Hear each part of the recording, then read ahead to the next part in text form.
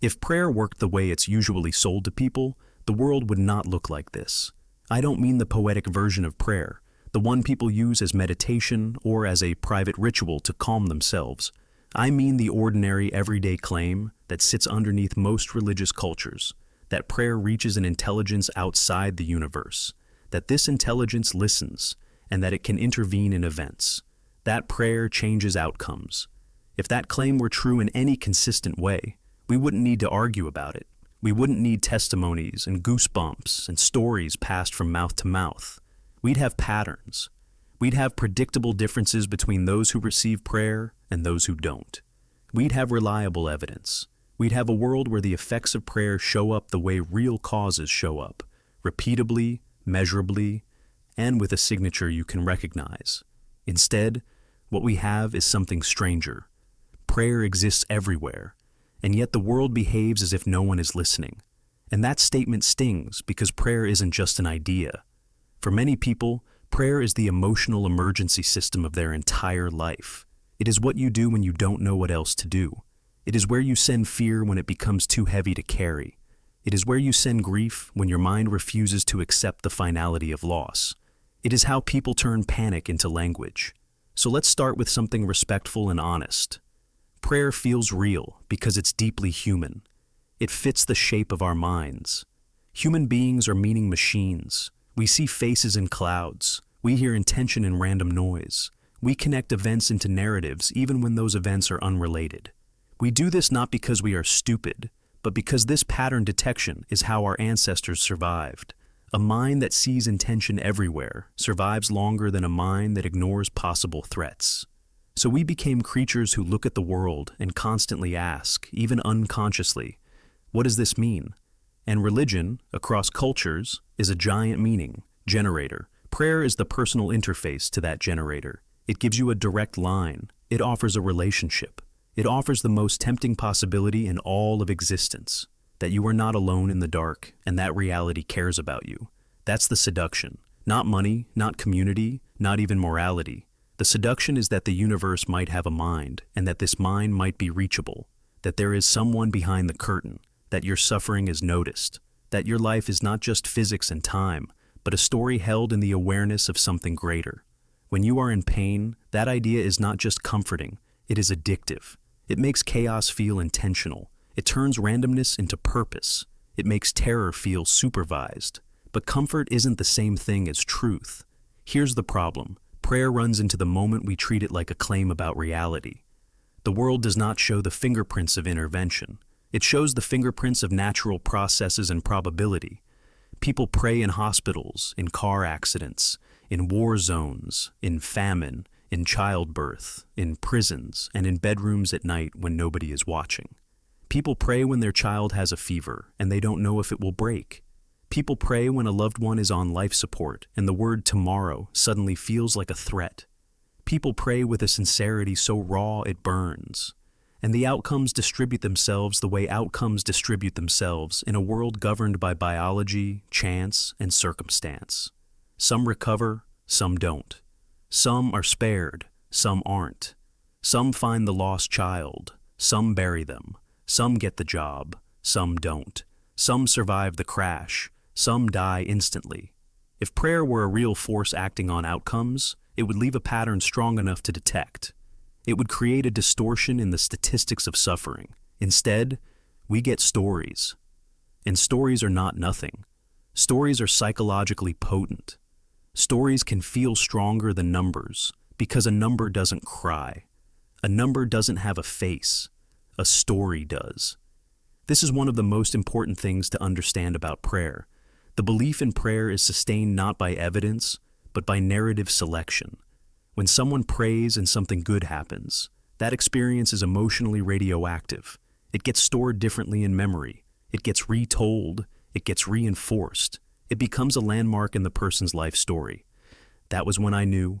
But when someone prays and nothing changes, that experience often doesn't become a story at all.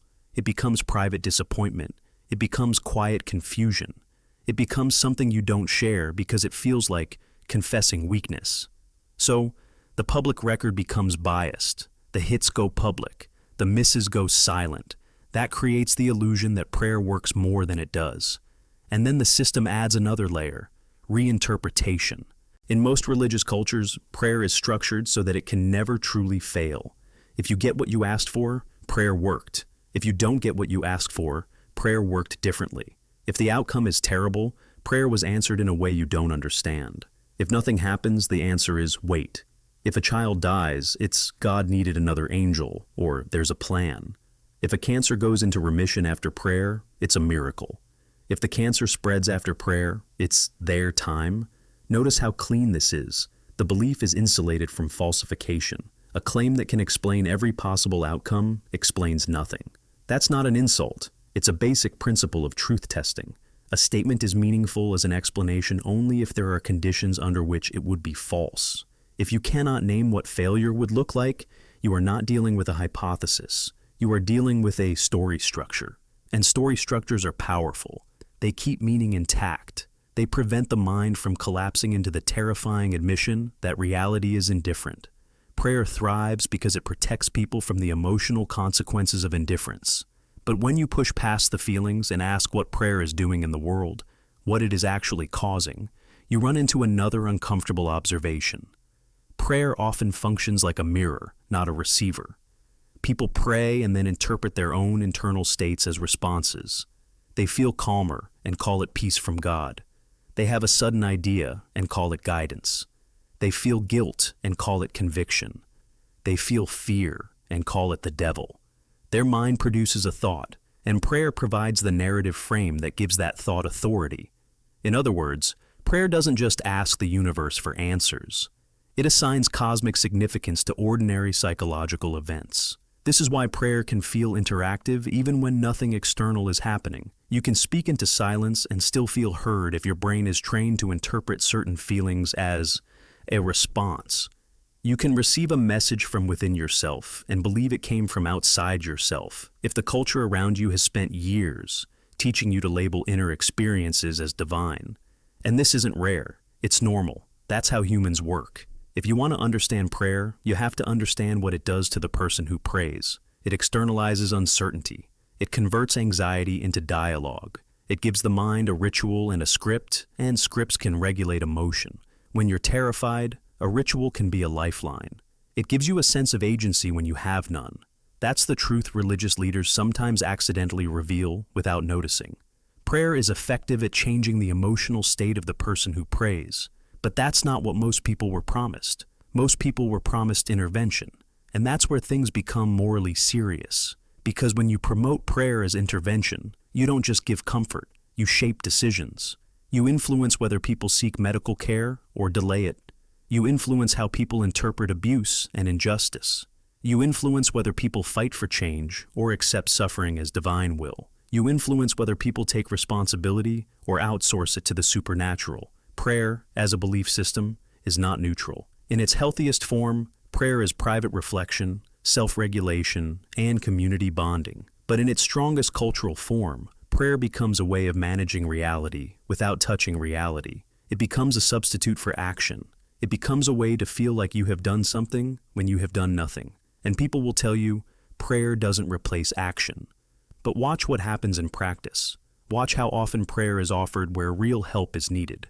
I'll pray for you becomes a moral currency that costs nothing and still allows the speaker to feel good. It's not always malicious. Often it's sincere, but sincerity doesn't make it effective. Now, let's go deeper because the deepest problem with prayer isn't statistical or scientific. It's philosophical. Prayer makes a claim about the nature of reality. That reality includes a mind that can be influenced by requests.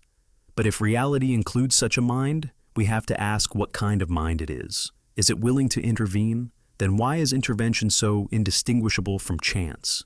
Is it unwilling to intervene? Then prayer is not intervention and the claim collapses. Is it able to intervene sometimes, but not always? Then what is the rule? What is the mechanism? Why are these rules never clear? Why are they never consistent? Why do they look exactly like human reinterpretation instead of divine policy?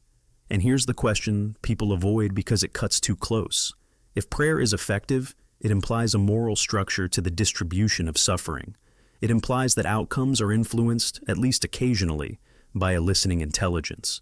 So, what do we do with the fact that the innocent suffer constantly? What do we do with the fact that children die while entire stadiums pray? What do we do with the fact that the most fervent prayers often occur in the places where suffering is most concentrated? Believers often respond with God's plan, but that phrase doesn't solve the problem. It simply hides it behind mystery. It asks you to stop thinking at the exact moment thinking becomes necessary. A plan, by definition, has intent. If there is intent, there is responsibility. If suffering is designed, then the designer is morally implicated. If suffering is not designed, then the world is not supervised in the way prayer assumes. The irony is that prayer often survives by weakening the very idea of a good and personal God. To protect prayer, believers end up making God less and less morally comprehensible. God becomes a being whose actions cannot be evaluated, whose reasons are beyond scrutiny, whose silence is wisdom, whose cruelty is love, whose absence is presence. In protecting prayer, the believer accidentally creates a God that is indistinguishable from randomness, and then they call that faith. But faith is not a solution. It's a psychological posture. Now let's talk about the part that almost nobody wants to admit, because it's the secret engine under the hood. Prayer often functions as a moral protection mechanism for disappointment. When prayer fails to deliver, many religious cultures teach that the failure is not on God. It's on you. You didn't have enough faith. You had hidden sin. You weren't aligned. You weren't patient. You didn't pray correctly. You doubted. This is devastating because it weaponizes vulnerability. It takes someone who is already suffering and adds a second layer of suffering, self-blame. It also creates a culture where people fake certainty to avoid shame. They pretend their prayers are answered to maintain status.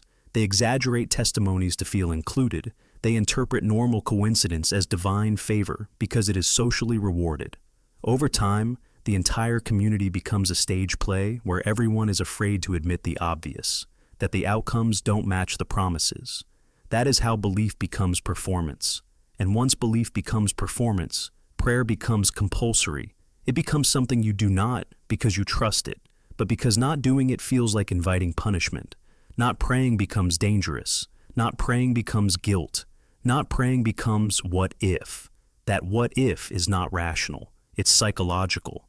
It's the mind struggling against uncertainty. Because the deepest terror isn't that God won't answer. The deepest terror is that there is no one there at all. That's why prayer persists even when it fails. Because the alternative isn't just prayer doesn't work. The alternative is existential silence. And most humans would rather live in a painful story than in no story at all. So, prayer becomes a negotiation with silence. It becomes a ritual that keeps the universe human-shaped. It keeps reality from becoming too cold. Now, let's acknowledge something else.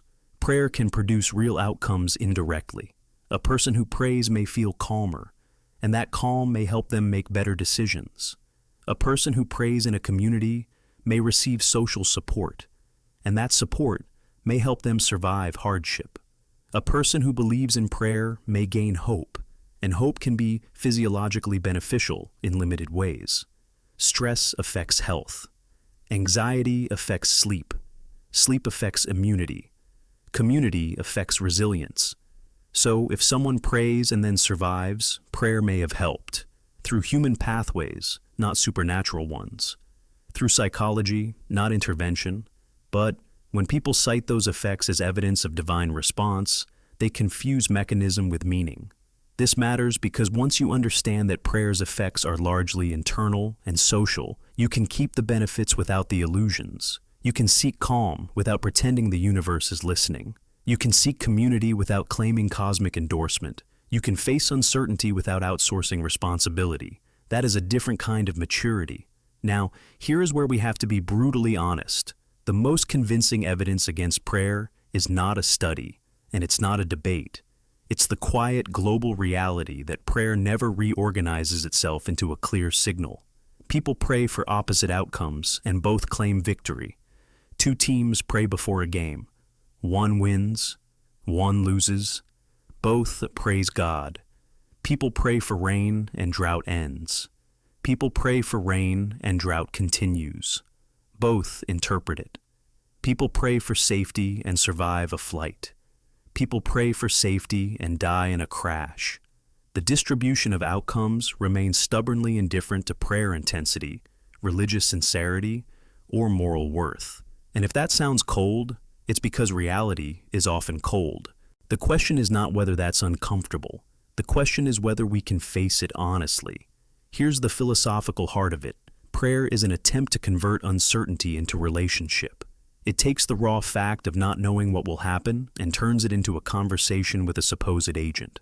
That transforms existential fear into something psychologically manageable. It's the difference between being alone in a storm and believing someone is watching from a window. But the storm does not change because you speak to it. So, what happens when a person finally sees this? What happens when they look back and realize that prayer outcomes have always been indistinguishable from chance and reinterpretation? Usually it doesn't happen all at once. It happens slowly, like a crack spreading in glass. You pray. Nothing changes. You pray again. Still nothing. Then something changes, but it changes in the same way things change for people who don't pray. Then you notice the excuses. You notice the shifting definitions. You notice the moral blame. You notice the silence. And eventually a thought appears that you can't unthink. If this were real, it wouldn't need this much defending. That's the moment prayer stops feeling like communion and starts feeling like performance. And that moment can be terrifying, because prayer often isn't just about outcomes. It's about identity. It's about belonging. It's about the feeling that your life is connected to something vast. It's about the hope that death is not the end. It's about the idea that your pain has a witness. So, when prayer collapses, it feels like losing a relationship. Even if the relationship was one-sided. This is why people cling. This is why they reinterpret. This is why they would rather blame themselves than blame the belief. Because blaming yourself preserves the relationship. It keeps the door open. It keeps hope alive. It keeps the universe from becoming silent. But there is a cost to preserving a comforting illusion. The cost is that you remain in a world where you cannot tell the difference between truth and wish. The cost is that you train yourself to accept explanations that cannot be tested. The cost is that you become fluent in self-deception, not because you want to lie, but because you want to survive emotionally. Now let's ask the honest question. If prayer doesn't work as intervention, why do people still swear it works? Because prayer is not primarily a truth claim in people's lived experience. It's an emotional technology. It creates meaning. It creates hope. It creates rituals. It creates a sense of being held. It gives language to fear. It gives structure to chaos. It gives the mind a way to continue when it feels cornered. And the mind will protect that technology. But protection is not proof. Here's a sentence that many people are not ready to hear, but it's true. A belief can be psychologically essential to someone and still be false. And once you accept that, everything becomes clearer. You can have compassion for people who pray without pretending prayer is intervention. You can understand why prayer exists without claiming it describes reality accurately. You can acknowledge the human need it meets without turning that need into evidence of cosmic response. You can also confront the deeper moral question. If an all-powerful being answers some prayers but not others, then the being is choosing winners and losers in a way that looks indistinguishable from arbitrariness. And arbitrariness is not love. If prayer outcomes are random, then prayer is not relationship. And if prayer is not relationship, then the comforting story is not a description of reality. It's an emotional coping narrative. The world is full of coping narratives. We all have them. We tell ourselves stories about why things happen, about fairness, about destiny, about justice. We do it because the alternative is too naked, that the universe does not guarantee meaning. But adulthood, intellectually and morally, begins when we stop demanding that reality comfort us. So, what do you do once you see prayer this way? You keep the honesty, you keep the compassion, you keep the calm, but you stop outsourcing your life to silence. You stop interpreting coincidence as a message. You stop blaming yourself for outcomes you never controlled. You start acting instead of waiting. You begin to understand something quietly powerful. The most meaningful answers you ever received in prayer may have been you, talking to yourself, in the only language your mind had available at the time. And that doesn't make those moments worthless. It makes them human. The tragedy isn't that prayer exists. The tragedy is that people are taught to trust prayer as intervention so deeply that they let it replace action, replace responsibility, replace honesty, and sometimes even replace medical care, social change, or personal growth. The tragedy is that the belief is defended with guilt, not evidence. And the final truth, the one that hurts but also frees, is that reality does not respond to requests. It responds to causes. It responds to choices. It responds to physics, biology, economics, and human behavior. And that means your life is not supervised, but it also means your life is not managed by an invisible plan that you must decode. It means you are not being punished for doubting. It means unanswered prayers are not a moral verdict. It means silence is not a message. It means tragedy is not proof of a lesson. It means luck is real, and randomness is real, and unfairness is real. And once you accept that, you can finally stop negotiating with the sky and start building meaning on the ground. If this feels uncomfortable, it's because you're touching something real. And if you've ever prayed and felt nothing, if you've ever asked for help and got silence, if you've ever wondered whether you were talking to someone or talking into the void, then you already understand the core of this. Prayer fails as intervention. It succeeds as emotional ritual. And the reason people swear it works is because emotional relief is easy to confuse with external response, especially when you've been taught your whole life to interpret your feelings as messages from beyond. But clarity matters, because clarity changes how you live. If you want more of this, calm, honest, and unwilling to protect comforting illusions, subscribe to Belief Under Review. No belief is above scrutiny, especially the ones that feel like home.